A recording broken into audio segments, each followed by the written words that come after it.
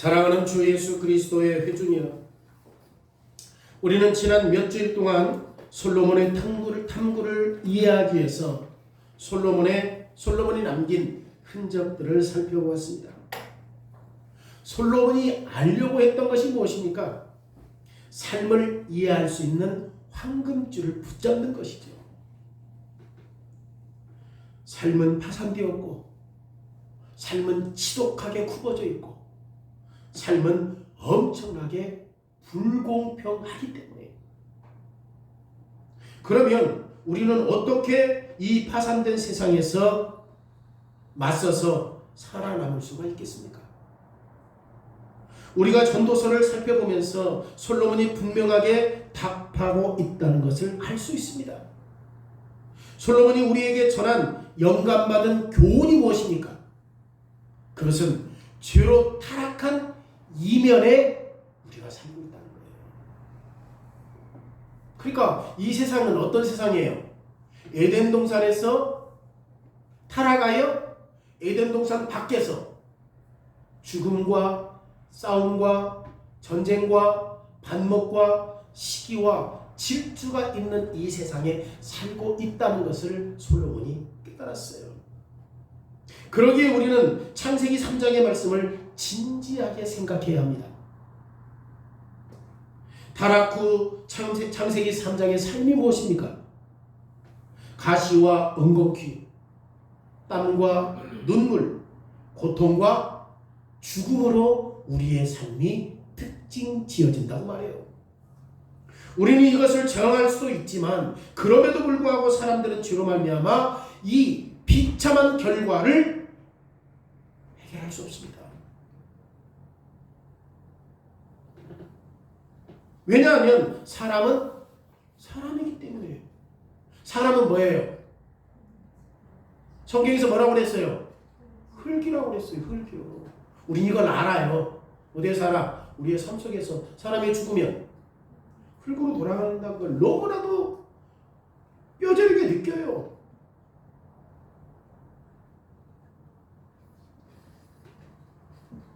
그래서 가시와 엉겅퀴, 땀과 눈물, 죽음과 고통으로 특징 지어진다는 사실들을 부정할 수 없다는 거예요. 오히려 우리는 하나님이 정하신 법과 명령을 반드시 받아들여야 된다. 이게 솔로몬이 지금 깨달은 거예요. 하나님이 굳게 하신 것을 누가 펴요?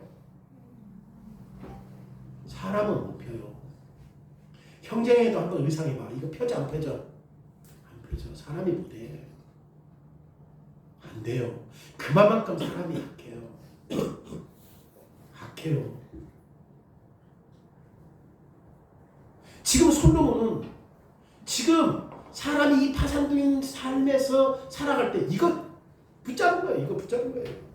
그러니까 우리는 누구의 말씀을 들어야 합니까?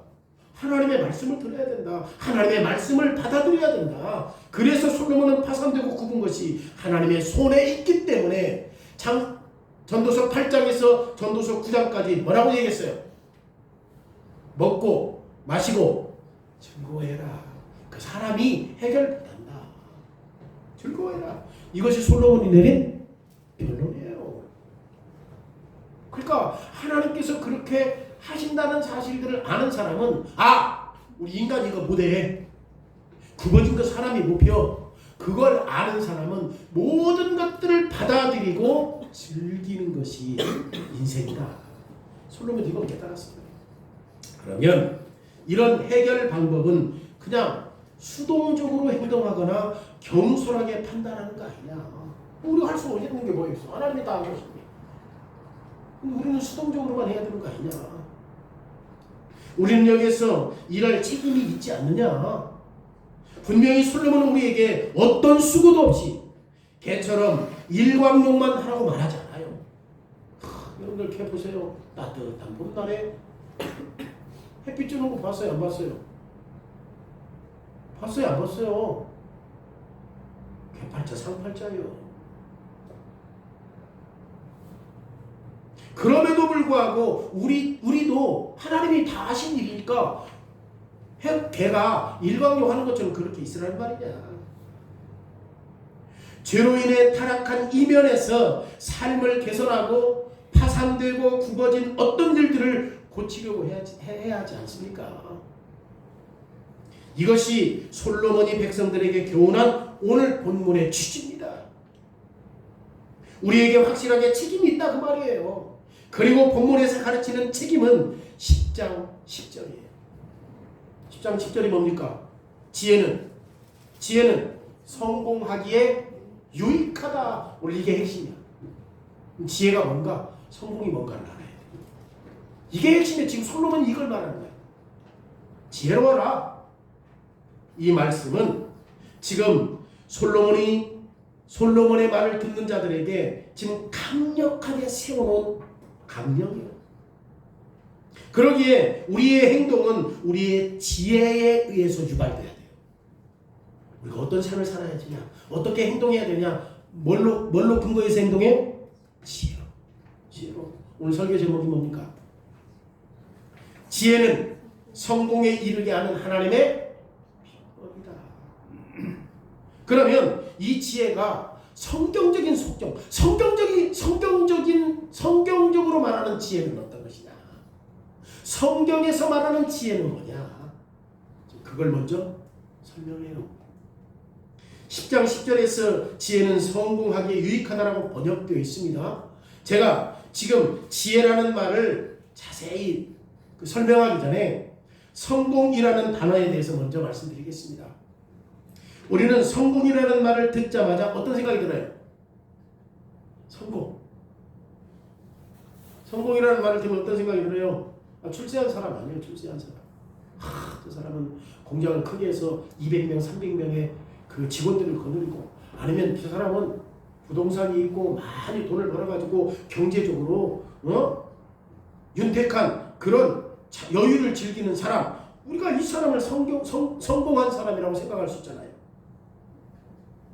그래서 우리는 지혜가 성공하기에 유익하다라고 하는 말을, 지혜는 어떻게 하든지 우리를 부자가 되게 하는 거구나 라고 생각하기 쉽다고 말이에요. 현대인들은 그렇게 생각하죠. 성공이라는 단어는 성경에서 자주 나와요. 그리고 오늘 전도서에서도 자주 나와요. 그런데 솔로몬은 성공이라는 단어를 우리가 생각하는 부유함과 번성함이라는 개념으로 이해한 게 아니에요. 성공이 출세하고 부재하고 경제적인 여유를 가졌다라고 하는 것을 성공이라는 개념으로 사용한 게 아니에요. 오히려 성공하는 단어를, 잘 들어요. 뭐가 성공이냐? 인생의 목적을 충족시키는 만족감을 얻는 것이 성공이다. 인생의 목적을 충족시키는 거. 인생의 목적이 뭐야? 하나님을 영화롭게 하는 것이잖아요. 이게 성공이다. 인생의 목적을 충족시키고 만족감으로 이끄는 것이 성공이라는 거야. 인생의 목적의 만족감을 촉진시키는 것이 성공이라고 말하는 거예요. 솔로몬은 이 파산된 세상에서 땀과 눈물의 의미를 이해하려고 했어요. 솔로몬은 예를 들어서 전도서 1장 3절에서 뭐라고 얘기합니까? 해 아래에서 수고하는 모든 수고가 사람에게 무엇이 유익한가? 지금 전도서 1장 3절에서 말하는 유익을 오늘 본문에서는 성공이라는 단어로 설명해요. 유익이라는 단어를 오늘 본문에서는 성공이라는 단어를 가지고 설명해요. 솔로몬은 우리의 노력과 수고의 의미가 무엇인지를 알려고 했던 것입니다. 왜냐하면 솔로몬은 한 세대가 가고 한 세대가 오면, 그러면 우리의 노력과 수고가 뭐야? 우리는 지나가고 또 다른 세대가 와. 우리의 노력은 뭐야? 우리의 수고는 뭐야? 헛된 거야. 아무것도 아니요. 이 시대에 어떤 것들을 했지만 다음 시대가 와. 이미 있었던 시대는 아무것도 아니요. 끝나. 헛것이라고 말해요. 헛것이라고 말해요. 열심히 노력하고 수고했는데 어떤 유익이 있고 어떤 의미가 있고 어떤 성공이 있지? 그리고 그리고 전도서 2장 22절로 23절에서 반복해서 말해요. 사람이 해 아래에서 행하는 모든 수고와 마음에 애쓰는 것이 무슨 소득이 있느냐. 여러분, 일평생에 수고하여 근심하여 얻은 것이 슬픔뿐이다. 그의 마음이 밤에도 쉬지 못하나니 이것도 헛되다. 내가 열심히 수고해서 했어. 그런데 밤에 근심하고 잠을 자지를 못해. 내가 왜 이렇게 근심하고 내가 이렇게 열심히 땀 흘려 수고한 대가가 뭐지? 다 헛된 것이다. 이 질문은 전도서에서 반복돼요. 파산된 이 세상에서 사람의 수고는 아무 의미도 없고 진정한 유익과 이익과 아무런 가치도 없다고 말합니다. 누구나 시도할 수는 있지만 성공하고 유익을 얻고 이익을 얻는 비법을 알지 못하기 때문에. 그런데 솔로몬은 오늘 본문에서 성공하는 비법을 말해요. 솔로몬은 지혜가 인생이 성공하고 유익을 얻는 비법이라고 말해요. 지혜가 성공을 가져올 것이다. 지혜는 우리가 노력한 결실을 맺게 해요. 지혜가 모든 것을 이해하게 해요. 그러면 이 지혜는 뭐냐? 저는 먼저 지혜에 대한 잘못된 개념을 말씀드리겠습니다. 오늘 본문에서 이 지혜라고 하는 단어가 NIV 성경에서는 능숙함으로 나와요. 능숙함, 스킬. 이 지혜가 능숙함이에요. 그러니까 능숙함이 성공하기에 유익하다라고 번역했어요. NIV 성경에서. 그래서 우리는 성공을 뭘로 생각해? 능숙한 자질, 능숙한 전문적인 지식이나 특별한 분야의 경험에 대해서 생각해요. 능숙해, 이 지식. 능숙한 것이 지식이라고 생각하니까.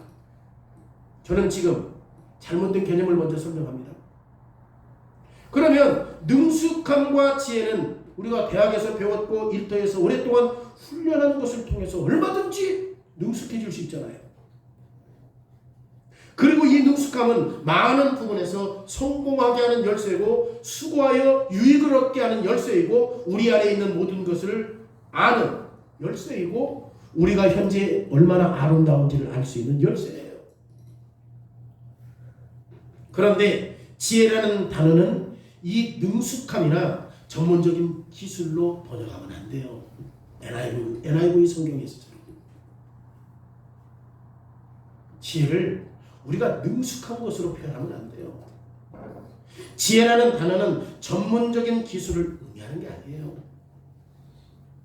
지혜라는 단어는 성경에서 지금 특별한 의미를 함축하고 있어요. 성경적인 의미에서 지혜가 뭐냐? 이거 알아야 돼요. 특별히 솔로몬의 문헌에서 지혜가 뭐냐? 실제로 솔로몬은 전도서와 마찬가지로 다른 지혜서에서도 지혜가 무엇인지는 정의하지를 않아요. 그럼에도 불구하고 솔로몬은 그 당시에 지나칠 정도로 강력하게 지혜를 가르쳐요. 그리고 다른 문헌에서도 솔로몬은 아주 분명하게 지혜라는 말을 사용해요. 저는 특별히 잠언 1장을 읽었습니다. 그러면 지혜가 뭡니까? 지혜는 말씀드렸습니다. 스케일, 능숙함이 아니라고. 이건 잘못된 거라고. NIV 성경에서 잘못되게 표현했다고. 그럼 지혜가 뭐예요? 성경이 말하는 지혜. 지금 상당한 차이가 있고 여러 측면이 있는 거예요. 본질적으로 지혜라는 말은 삶에 대해서 하나님을 진지하게 생각하고 받아들이고 생각하는 방법을 지금 포착하는 것입니다. 뭐가 지혜인가? 하나님을 생각하고 하나님이 하신 일을 받아들이고 그리고 하나님께서 하셨던 그 모든 방법을 그 지혜 안에서 포착하고 있다는 거예요. 지혜는 진심으로 하나님을 생각하고 받아들이는 것이 지혜다. 그리고 하나님의 약속과 계명을 진지하게 받아들이고 순종하는 것이 성공입니다. 결론이 나왔어요. 결론이. 뭐가 지혜예요? 뭐가 지혜예요? 하나님이 하신 것을 받아들이는 것이 지혜예요. 그래야지만 우리가 뭐 할 수 있다? 성공할 수 있다. 성공할 수 있다. 그렇기 때문에 지혜로운 사람은 누구를 두려워해? 하나님을 두려워해. 반대로 어리석은 사람은 그 마음에 하나님이 없다 합니다. 그래서 지혜로운 사람은 하나님의 교훈을 듣고 반대로 어리석은 사람은 하나님의 말씀을 무시해요.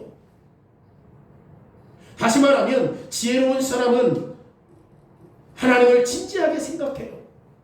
그러기에 하나님을 받아들이고 하나님을 인정하고 하나님의 교훈의 진가를 바르게 알려고 해요.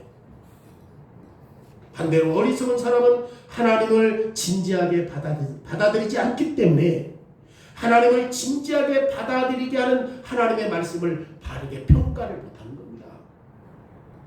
왜? 어리석으니까. 지혜라는 말은 일터에서 전문적인 기술이나 능숙함을 말하는 것이 아니라 우리가 하나님을 생각하고 하나님의 말씀을 어떻게 열어야 하고 받아들여야 하는가. 이 생의 여러 가지 재난들 가운데서도 하나님을 진지하게 받아들이냐 받아들이지 않느냐, 이것이 지혜예요. 이제 전도서 앞부분에서 솔로몬은 이 파산된 세상에서 삶을 이해하려고 했던 것처럼 아주 진지하게 하나님을 받아들이고 있어요. 솔로몬은 하나님이 실제로 존재하셨고, 솔로몬은 하나님이 실제로 계셨던 하나님이 주권자였고, 주권자이신 하나님이 만물을 다스리는 통치자라는 사실들을 깨달았어요. 그러기에 솔로몬은 전도서 3장 11절에서 뭐라고 얘기합니까? 하나님은 만물을 창조하셨다. 그런데 그 하나님의 만물을 어떻게 창조하셨느냐? 아름답게 창조하셨다고 말하는 이유입니다. 하나님이 하셨다는 거예요. 세상은 대단히 왜곡되었고 몹시 굽어졌고 불공평한 것들이 난무해요. 특별히 하나님은 하나님이기 때문에 왜곡된 것이나 구분친 것이 지금 누구의 손에서 온다고 말해요? 하나님의 손에서 온다고 말해요. 그렇기 때문에 사람이 하나님과 다투려고 해서는 안 된다고 솔로몬이 말했던 것입니다. 사람은 하나님이 하셨던 일과 방법에서 무엇이 잘못되었고 어떤 허물이 있는가 찾으려고 해서는 안 된다고 말하고 있는 거예요. 솔로몬은 사람이 하나님과 다투려고 해서는 안 된다는 걸 알았어요. 6장 10절에서 사람은 뭐에 불과하니까? 먼지에 불과하기 때문에 누가 감히 창조주 하나님과 다툴 수 있느냐? 아무도 하나님과 다툴 수 없다. 사람은 하나님이 하신 것을 받아들여야 한다. 그리고 솔로몬은 하나님이 굳게 만드셨다는 사실들을 또 알았어요. 왜냐하면 하나님은 죄로 타락한 것에 대해서 창세기 3장에서 분명히 말씀했잖아요. 형벌, 고통, 수고, 가시와 엉겅퀴, 저주로 응답하셨기 때문에. 동시에 하나님은 당신의 자비로 말미암아 타락한 인류를 어디에서? 타락한 이면인 에덴 동산 밖에서 구원하시겠다고 복음을 선포하셨어요. 이게 창세기 3장 15절이에요.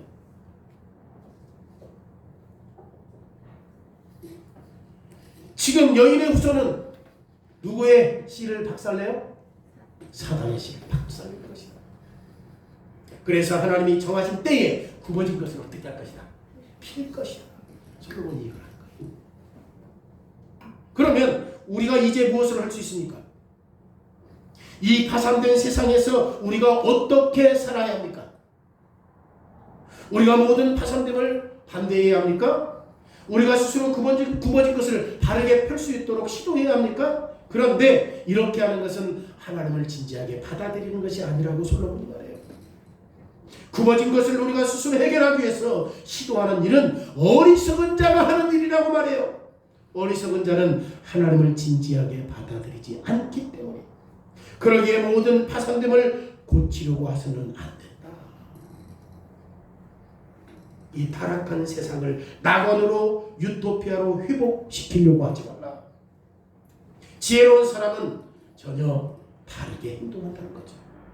지혜로운 사람은 진지하게 하나님을 받아들이고 타락한 후에 하나님이 말씀하신 관점에서 이 세상에 파산됨이 특징 짓는 것과 그리고 모든 일을 하나님이 적기에 바르게 펼 수 있다는 사실들을 받아들인다는 것. 이게 지혜로운 자다.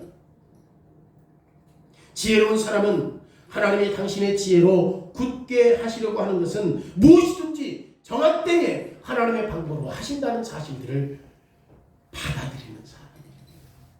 이게 진짜 지혜죠. 이게 진짜 지혜죠. 여러분, 9번째 세상 여러분들이 노력을 하려고 해봐. 더욱더 이 사람과 이 사람 문제를 내가 하려고 했는데 또 꼬여버려. 한두 번이 아니에요. 진짜 지혜로운 사람은 하나님이 굳게 하신 것을 피하고 하지 않는다. 오히려 하나님이 굳게 하신 것을 하나님의 때에 하나님의 방법으로 펴실 것을 기다리는 거죠. 지혜로운 사람은 하나님을 진지하게 받아들이는 거죠.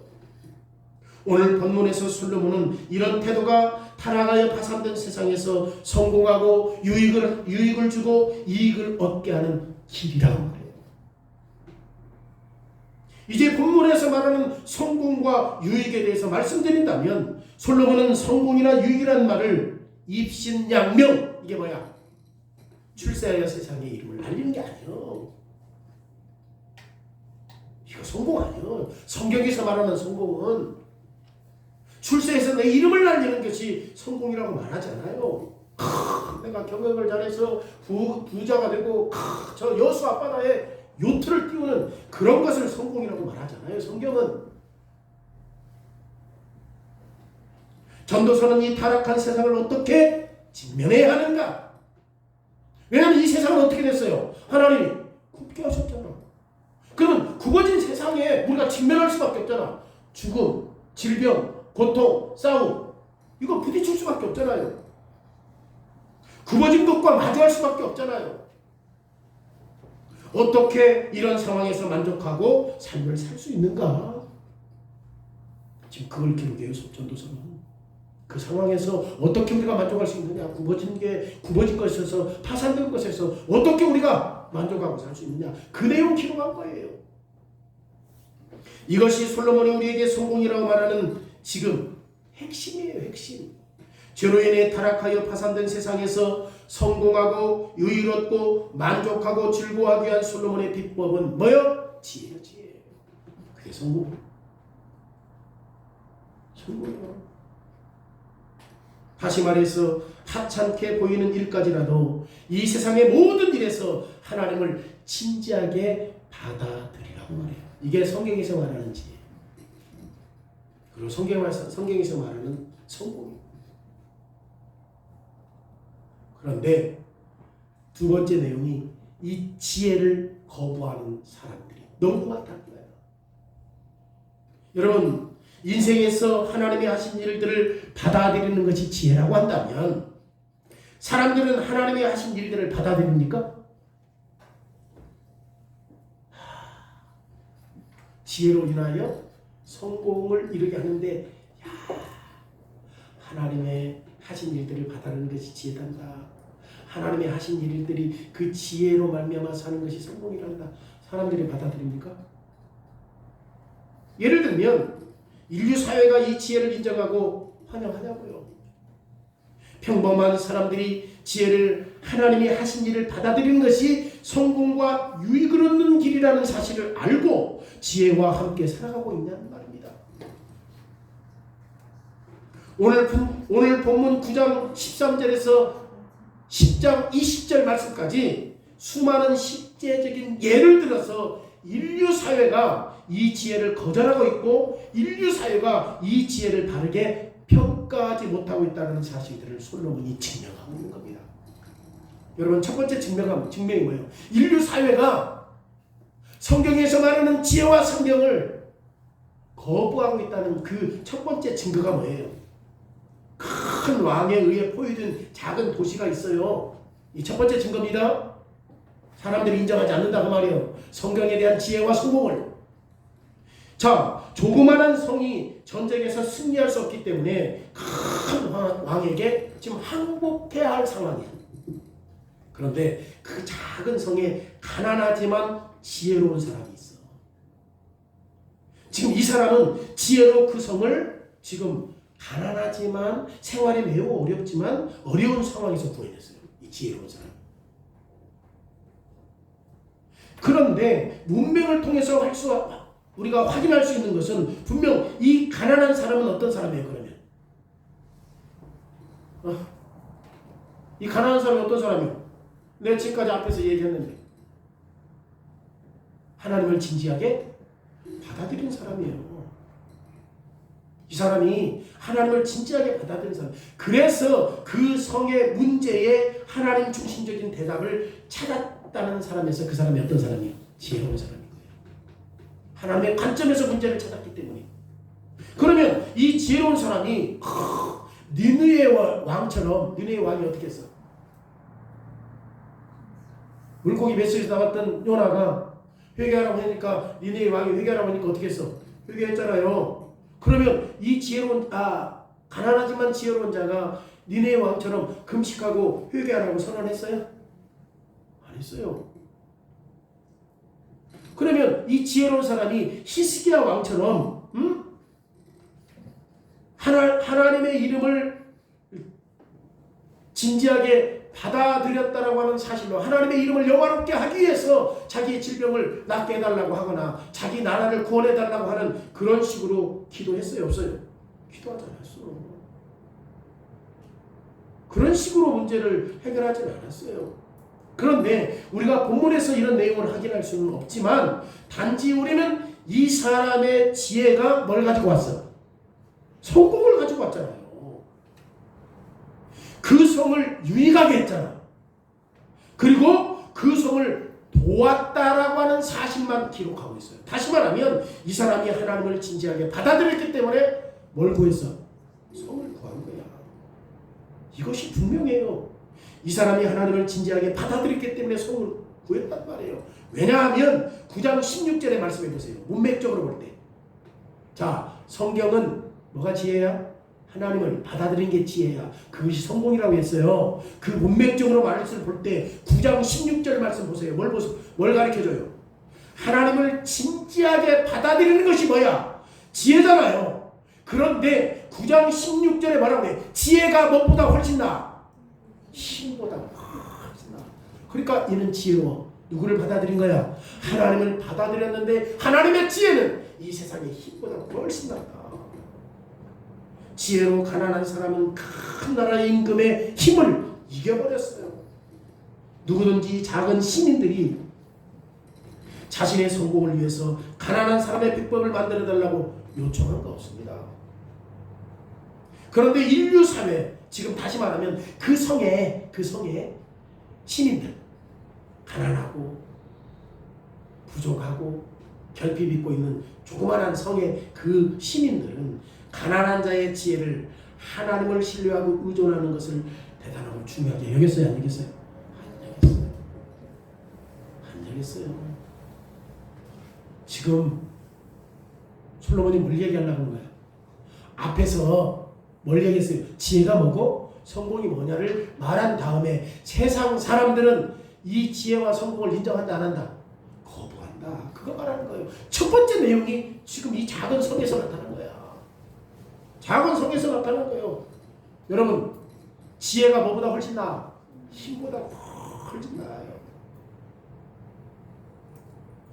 그럼에도 불구하고 이 가난한 사람의 지혜를 그 시민들이 인정했어요? 안 했어요? 인정하지 않았어요. 16절에 가난한 자의 지혜가 멸시받아요. 16절에 단 한 사람을 제외하고는 지혜의 가치, 이 가난한 사람 한 사람, 하나님을 진지하게 받아들이지 않고 뭐 했어? 조소해서. 조소가 뭐야? 깔보고 비웃는 거야. 깔보고 비웃는 거야. 하나님을 경멸한 거죠. 이게 세상 사람들이 그런 거죠. 10장 1절에서 뭐라고 얘기합니까? 한 마리의 파리가 비싼 향기름에 뭐요? 악취가 나게 하는 거야. 죄인 한 사람이 수많은 아름다운 것을 파괴해버려요. 인간 사회는 지혜의 가치를 바르게 평가할 수 있습니까? 없습니까? 못하는 거예요. 왜? 성경의 지혜를 모르니까. 성경에서 말하는 성공을 모르니까. 두 번째 뭡니까? 두 번째 뭐예요? 10장 2절에 지혜자의 마음은 오른쪽에 있고 우매자의 마음은 왼쪽에 있다. 여러분, 오른쪽은 삶 속에서 하나님을 진지하게 받아들이는 지혜로운 사람의 옳은 일을 하도록 하고, 반대로 왼쪽은 어리석은 사람은 하나님을 경시하고 하나님을 무시하는 쪽으로 기울어진다는 하는 사실로 평가하고 있습니다. 그러면 우리는 어리석은 사람이 가끔 잘못된 일을 하고 있다는 사실들에 당황할 것이라고 생각해요. 그런데 전혀 그렇지 않아요. 3절에 뭐라고 얘기해요? 우매한 자는 길을 갈 때에 지혜가 부족하여 각 사람에게 자기가 우매함을 말하니라. 그러니까 놀랄 일이 아니지. 우매한 사람은 뭐라고 말해? 자기의 우매함을 드러낸다고 말해요. 우매한 자는 하나님을 생각하지 않고 자신의 행동에 굽어진 길로 이끌어간다고 말해요.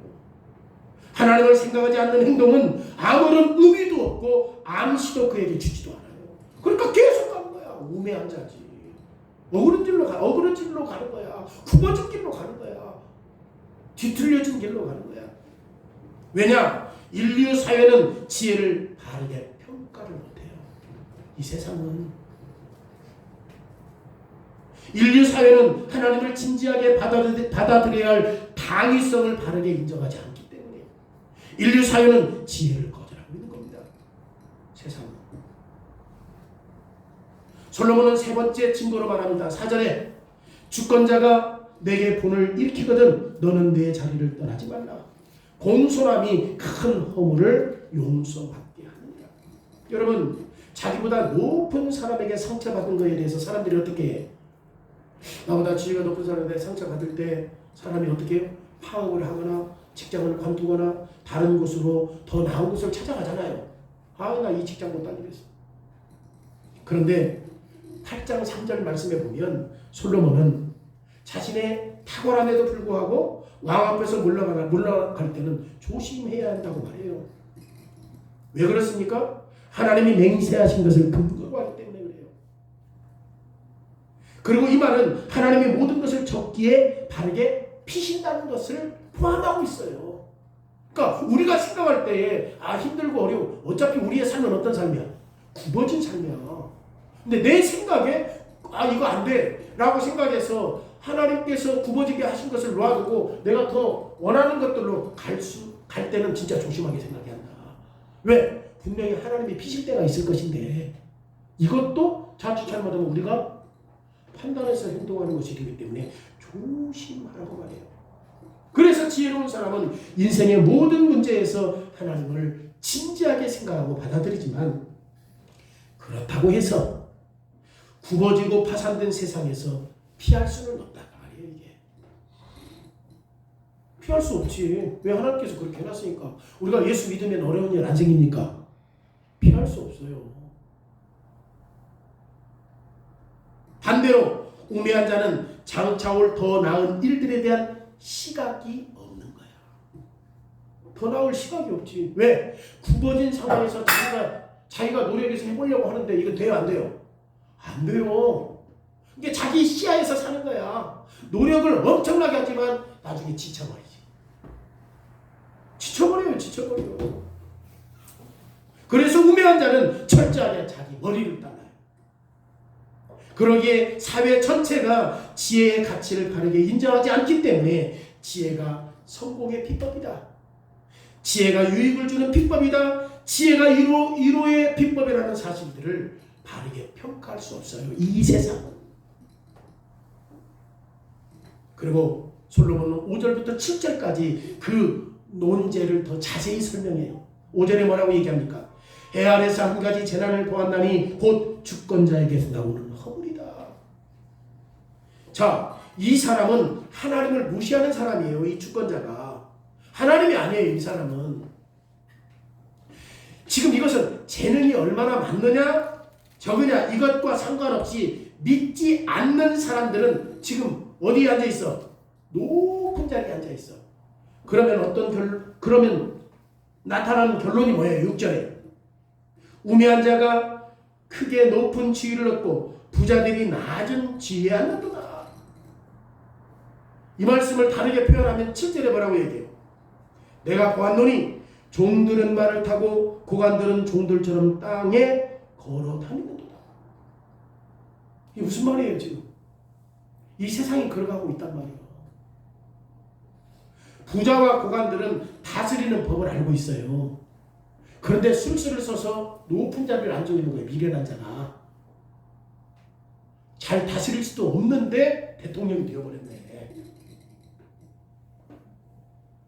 그러다 보니까 이제 부자와 간원들이 뭐요? 종처럼 땅을 걸어. 근데 부자들은 알아요. 우리가 어떻게 부를 축적할 수 있고 어떻게 삶을 살아야 지혜로운가 아는데 지금 우매한 자가 지도자가 되어버린 거예요. 이 세상에서. 그래서 다스리는 법을 잘 아는 사람을 비판하는 거야. 이 우매한 자가. 그래서 부자와 가난들을 어떻게 하는 거예요? 비판하는 거예요. 그렇게 되면 유익을 얻을 수 있어요? 없어요? 없다. 근데 이 세상은 그렇게 해요? 안 해요? 하잖아요. 우리 대한민국 그랬잖아. 정치적인 이슈를 말하는 게 아니라 이거 하나 예를 들려고 하는데 이렇게 하는데 이것도 여기 나가면 또 비판받을 것을 말을 못해. 그게 저기 무서워요 지금. 함부로 못 나가지고 여기서 딱 정확하게 하면 좋은데 자칫해서 실수할 것 같아서 동영상 이게 나가기가 쉬운 일이 아니에요. 그래서 절제해요. 근데 이 세상은 우매한 자가 대통령이 되어서 정말 고관들과 부자들을 힘들게 하는 경우가 있잖아요. 그렇게 되면 어떻게 돼요? 유익을 얻을 수 있어요? 없어요? 없지요. 지금 인류 사회는 이것이 하나님을 무시한 불가피한 결과임을 알지 못하는 거예요. 인류 사회는 성공하는 방법이 지혜에 있다. 즉 하나님을 진지하게 받아들이는 것이 지혜라는 걸 몰라요. 사람들은 지혜를 거부하고 그리고 자기의 머리로 살려고 해요. 파산된 세상에서 사는 사람은 누구나 불가피하게 이 일들을 경험해야 하는데 이 일은 위험을 안고 있다고 말해요. 8절과 9절에 뭐라고 해요? 오늘 10장 함정을 파는 자는 자기가 거기에 빠지게 될 것이요. 자기가 함정을 파는데 자기가 빠져. 담을 허는 사람은 뱀에게 물리리라. 돌들을 떠내는 자는 그로 말미암아 상할 것이요 나무를 쪼개는 자는 그로 말미암아 상할 것이요. 이것이 죄로 인해 타락한 세상의 삶이라고 솔로몬이 말해요. 이렇게 할 때 진척이 있어요? 없어요? 없지. 무능한 자가 지도자가 된 거야. 어떻게 해야 성공할 수 있고 어떻게 해야 유익을 얻을 수 있고 어떻게 해야 삶을 만족할 수 있습니까? 우리의 수고를 통해서 만족할 수 있습니까? 우리의 노력과 수고는 또 다른 형태의 상처를 주는 또 다른 모습이에요. 우리가 노력해도 왜? 거기에 결핍이 있기 때문에. 그래서 우리는 항상 우리가 가지고 있는 도끼가 무뎌되다는 것을 발견할 때 뭐예요? 더 예리하게 만들어. 이 도끼가 무뎌졌으면 어떻게 해야 돼? 갈아야지. 근데 그 썸벅썸벅에 갈렸던 도끼가 나에게 상처를 준다.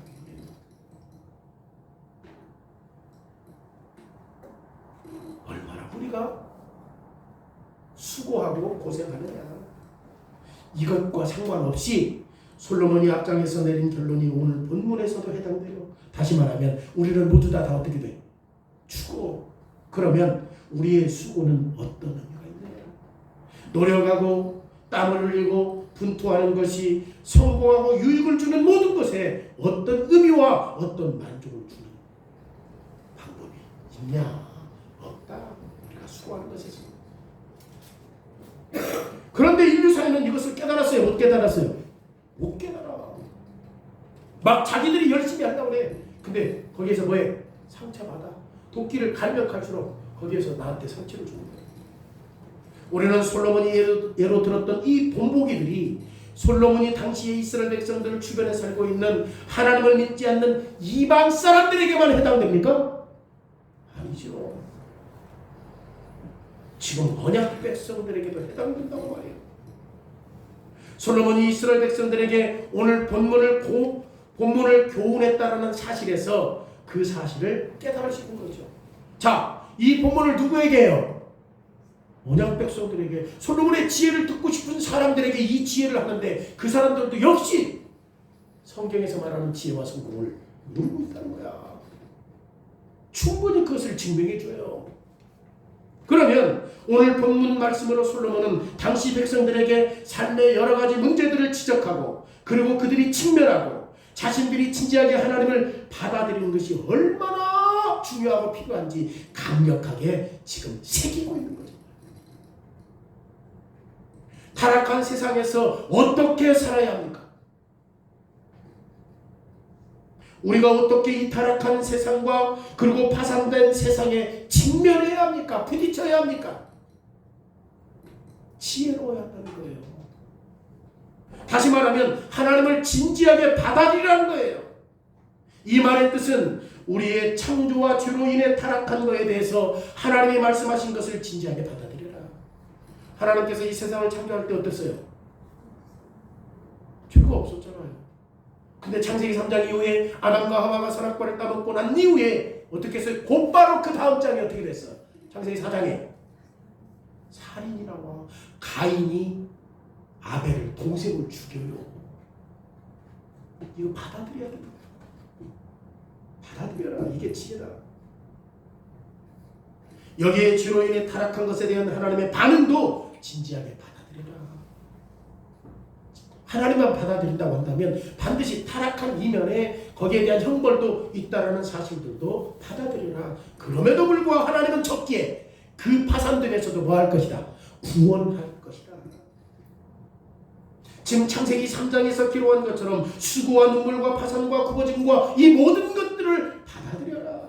그러기에 지혜로운 사람은 스스로 이 파산된 삶을 고치려고 고군분투하지 않는다는 겁니다. 오히려 지혜자는 죄로 인해 파산된 일들을 하나님이 고치도록 하신다는 거예요. 하나님의 약속을 신뢰하는 것, 하나님 앞에서 겸손하게 사는 것이 성공을 가져다 준다는 것, 우리에게 유익을 가져다 주고 평화를 가져다 주고 만족을 가져다 준다는 것, 이게 뭐다? 지혜이고 성공이라고 말해요. 삶의 수많은 문제와 불의와 큰 난제들 속에서 하나님의 창중에 맡기는 사람은 안전한 거죠. 안전한 거죠. 내가 하려고 하면 굽어지고 삐뚤어져. 이미 굽어진 것인데, 굽게 하신 것인데, 하나님께 맡기라고 하는 태도는 수동적이라고 말할 수 없어요. 수많은 문제를 주님께 맡기는 것은 확실히 우리가 눈으로 보고 있는 파산된 것들을 고치려고 애쓰려고 하는 것보다 더 힘든 일이에요. 하나님께 맡기는 것, 신뢰하는 것 힘들어요. 이미 우리가 굽어진 상태에서 하나님 신뢰하는 것 어려워요. 이 모든 것들을 주님께 맡기고 온유하게 주님을 신뢰하라고 요구해요. 주님의 약속을 진지하게 받아들이라고 요구해요. 왜? 인류 세상은 하나님을 받아들이는 것이 지혜이고 그 지혜로 말미암아 우리에게 성공을 줄 수 있는 것을 받아들이니까 받아들이지 않습니까? 우리가 처한 환경에서 하나님의 계명에 단순하게 순종하라는 거예요. 이것이 매일매일 하나님의 죄된 백성들이 싸워야 할 것이다. 세 번째로 지혜의 궁극적인 모범자는 누구밖에 없는가? 그러면 누가 이 지혜로운 일을 할 수 있습니까? 우리의 삶의 문제에서 한 걸음 물러나 하나님이 고치도록 맡기고 있습니까? 하나님의 약속과 계명을 진지하게 누가 받아들이고 있습니까? 우리는 너무나도 죄악된 삶을 살 수 있기 때문에 우리가 할 때마다 패배했다는 사실들을 경험했어요. 만약 맡기고 순종하는 것이 하나님 백성들에게 요구하시는 행동이라고 한다면 우리는 또 실패할 수밖에 없을 것입니다. 우리는 실패할 수밖에 없기 때문에 우리의 관심을 저는 대제사장이신 예수 그리스도께 집중하려고 합니다. 예수님은 가장 지혜로우신 분입니다. 왜냐하면 예수님이 이 땅에 자신을 보내셨던 하나님을 진지하게 받아들였어요. 이 말은 예수님이 지상에 사는 동안의 모든 문제를 당신의 손으로 해결하지 않았다는 뜻입니다. 왜? 그는 하나님의 뜻을 받아들였기 때문에 이 땅에 사는 동안 자기 자신이 해결한 적이 없어요. 예수님의 주도하심을 통해서 회복된 에덴 동산을 회복하기 위해서 당신의 능력을 사용하지 않았습니다. 이 말은 예수님의 모든 문제를 해결할 수 없다는 말이 아니에요. 예수님은 하나님과 동등된 신이었기 때문에 얼마든지 말씀 한 마디로 타락한 세상을 펼 수 있는 능력을 가지고 있는 분이었습니다. 예수님은 하나님과 동등된 분이었습니까? 여러분, 예수님이 병자를 고쳤지요. 근데 다 고쳤습니까? 그러지 않았어요. 예수님이 폭풍을 잠잠하라고 했어요. 다 폭풍이 잠잠해졌어요? 귀신을 쫓아내시는 방법을 통해서 예수님이 하나님이라는 사실들을 분명히 증명하셨지만, 그러나 죽은 사람을 다 살렸어요? 배고픈 사람을 다 먹였어요? 이 지구촌에 있는 사람들은? 아니잖아요. 모든 귀신을 다 쫓아냈습니까? 아니잖아요. 예수님은 그렇게 할 수도 있었지만, 심지어 예수님은 질병이 더 악화되도록 하지 않을 수 있는 능력이 있었지만, 배고픔을 경험하지 못하도록 그들에게 풍성한 음식을 줄 수도 있었지만, 귀신과 풍랑을 다 해결할 수 있었지만 예수님은 그렇게 하지 않았습니다. 권세가 없어서, 신적인 능력이 부족해서 그런 것이 아닙니다. 그러면 예수님은 왜 그렇게 하지 않았죠? 이유는 예수님은 하나님을 진지하게 받아들인 거예요. 이게 뭐예요? 지혜가 성공으로 이끌어요. 예수님은 죄로 인해 타락한 것에 대한 하나님의 반응에 진지하게 받아들입니다. 이 생의 시련들과 곤궁들이 태초에 우리가 하나님께 범죄한 것에 대한 하나님의 법과 명령에 있다는 것을 인정하셨어요. 그리고 하나님이 낙원을 회복하시는 방법을 정해 놓으셨다는 것도 인정하셨어요. 그리고 이 모든 일은 하나님의 아들 예수 그리스도의 피를 통해서, 죄사함을 통해서 회복하신다는 사실들을 법으로 정하셨다는 것도 받아들였어요. 이것이 하나님의 법과 명령이죠. 그래서 예수님은 하나님의 방법을 존중하신 것입니다. 그래서 모든 귀신을 쫓아내는 대신, 모든 이스라엘 병자들을 고치는 대신, 이스라엘 백성들의 허기진 모든 것들을 먹이는 대신, 예수님은 여자의 후손이신 하나님의 계명에 순종하면서 사단의 씨를 박살낼 그때를 기다린 거예요. 그것을 받아들인 거예요. 예수님은 하나님의 뜻을 진지하게 받아들였습니다. 그리고 예수님은 하나님이 주신 길을 겸손하게 받아들였습니다. 그래서 복종하는 마음으로 십자가에서 두렵고 놀라운 고뇌를 당하신 거예요. 예수님은 사단에게 무릎을 꿇고 지상의 모든 나라를 자기 소유로 받기 위해서 항복하지 않았습니다. 하나님의 말씀을 거부하라는 유혹을 잘 견딘 거죠. 예수님은 십자가에 대한 혐오감에 자신의 감정을 내주지 않았어요. 예수님도 십자가 혐오감을 느꼈어요? 안 느꼈어요? 근데 감정을 내주지 않아요. 오히려 예수님은 인간적인 방법으로 가려고 하는 유혹을 견뎌요. 인간적인 방법과 또 다른 방법으로 간다라고 하는 것은 너무나도 힘든 일들이죠. 왜? 주변에 누가 따라왔어? 여인들이 따라왔어. 근데 십자가에서 예수님이 어떻게 됐어?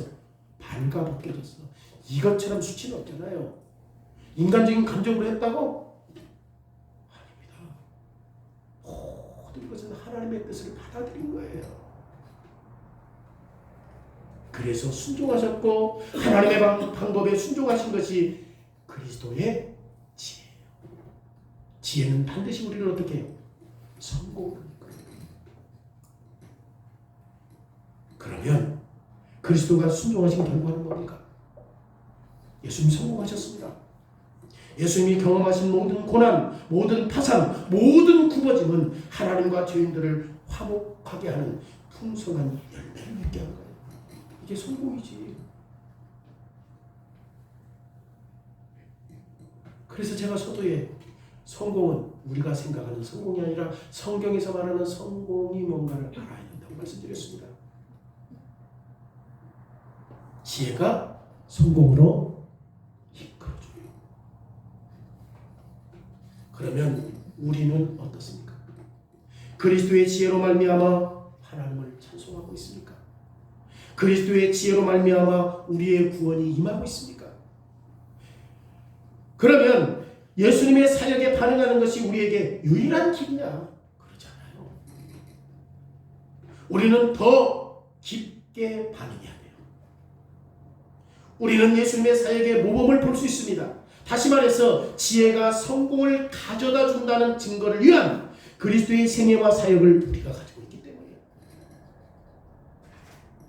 그래서 우리는 지혜로워야 하고 삶의 하찮은 부분까지도 하나님의 모든 약속과 요구에 하나님을 진지하게 생각하고 받아들여야 됩니다. 물론 솔로몬의 가르침과 예수님의 본보기로 우리는 경고를 받았습니다. 솔로몬의 가르침과 예수님의 경고로 우리는 교훈을 받았습니다. 그러면 우리는 이 교훈을 진지하게 받아들여야 되는데 오늘 지금 11절에서 솔로몬이 이것을 이해하고 있는 거죠. 뭡니까? 주술을 베풀기 전에 뱀에게 물렸으면 술객은 소용이 없느니라.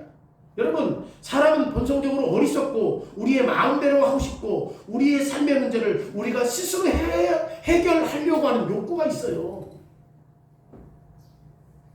우리는 모두 자기 자신에게 상처를 주고 우리의 마음을 따르려고 하는 경향성을 가진 뱀 한 마리가 우리에 속해 있다니까. 그래서 자꾸 우리는 뭐 하려고 해? 내 경험, 내 지식, 내 느낌으로 살려고 한다. 뱀 한 마리가 있어. 이 뱀이 계속해서 우리를 뭐해? 유혹해요. 이 말은 우리가 본문에서 지금 말하는 교훈을 진지하게 받아들여야 된다. 왜냐하면 우리 안에 뱀이 있다고. 뱀 한 마리가 있다니까. 이런 정도는 내 경험을 통해서 내 지식을 통해서 이렇게 하면 돼. 생각할 수 있단 말이에요. 우린 지혜로워야 돼요. 우리가 하나님을 진지하게 받아들이지 않는 어리석은 사람처럼 멸망하기 위해서 지혜로워야 합니까? 그게 아니잖아요. 그러기 위해서는 여기서 뭐라고 하냐? 대화를 하는 거야. 무슨 대화? 무슨 대화를 하는 거예요? 지금 만약 굽어지고 파산된 문제에 대해서 대화하라는 것은 이건 우매자가 하는 말이지. 이건 누가 하신 일이야? 굽어지고 파산된 것은 하나님이 하셔. 이걸 어떻게 해결해 보려고 대화하나? 그 말 아니잖아요. 그러기에 우리는 우리를 향한 하나님의 뜻에 대해서 대화를 해야지. 우리를 향한 하나님의 뜻이 뭐냐? 지혜가 뭐냐? 받아들이는 거다. 하나님의 뜻을. 그래야 성공에 이를 수 있다고 하는 거죠. 이렇게 지혜자의 말은 은혜롭고 덕을 세우는 것이다. 이와 같은 말은 참된 길을 얻고 반대로 어리석고 믿음이 없는 사람은 말과 행동으로 실족하게 한다 그 말이에요. 진지하게 하나님을 받아들이지 않는 사람들은 성읍에 들어갈 수 있다고 말해요, 없다고 말해요. 16절에 들어갈 수 없다. 진지하게 하나님의 말씀을 받아들이지 않는 사람은 성읍에 들어갈 수 없다고 말해요. 생명의 길은 앞에 있는 길을 찾으려고 하는 것은 고사하고 이해할 수 없다는 것에 대한 다곡감을 그들에게 주고 있습니다. 그러면 한 나라가 성공하기 위해서 무엇을 구해야 합니까? 16절에 뭐라고 그래요? 왕은 어리고 대신들은 아침부터 잔치하는 나라여 뭐가 있을 것이다. 여기서 왕은 어리다는 말은 그냥 10살 먹은 왕이 되었다는 말이 아니라 왕이 지금 어떻다는 말이야. 왕이 지금 어떻다는 말이요? 믿음과 지혜에 있어서 유치하고 미숙하다는 말이에요. 그게 어리다고 하는 걸 표현한 거예요. 그렇잖아요. 솔로몬이 16절 하반절에 있는 말씀을 6절에 이미 앞에서 그렸던 말씀과 지금 그 내용을 가리키고 있단 말이에요. 하나님을 진지하게 인정하지 않는 어리석은 사람이 지도자가 되어 높아진다면 어떻게 돼? 어린 왕처럼 뭐에 대해서? 믿음과 지혜에 대해서 유치하고 미숙하게 된다는 말이에요. 여러분, 미련한 자가 왕이 되어서 막 그 부자와 권력 있는 자들을 힘들게 하고 그러면 어떻게 되냐고. 나라가 힘들어지지. 그렇지 않겠어요? 그런 것처럼 지금 16절에서 똑같이 그 말씀을 연결시켜서 이야기하고 있잖아요. 어린 자는 왕이 어리다라는 말이 아니라 왕이 미숙하다 그 말이에요. 그러면 이 왕이 미숙하면 나라를 이롭게 할 수 있어요? 없어요? 없지. 이것은 한 나라만 이야기하는 게 아니라 가정, 교회, 학교, 교회 단위도 마찬가지입니다. 유익을 줄 수가 없다 그 말이에요. 미련하다서. 반대로 17절은 뭐라고 그래요? 왕은 귀족들의 아들이요 대신들은 취하지 아니하고 기력을 보호하려고 정한 때에 먹는 나라에 복이 있도다 그 말이에요. 여기서 귀족의 아들들이라는 말이 무슨 말이에요? 아까 어린아이와 반대하는 거죠. 이 사람들은 믿음이 몸에 배어있는 사람이에요. 그러니까 하나님 앞에서 고상한 사람이라는 뜻이거든요. 그러니까 모든 삶의 문제에 있어서 하나님을 진지하게 받아들이는 사람은 어떤 사람들이요?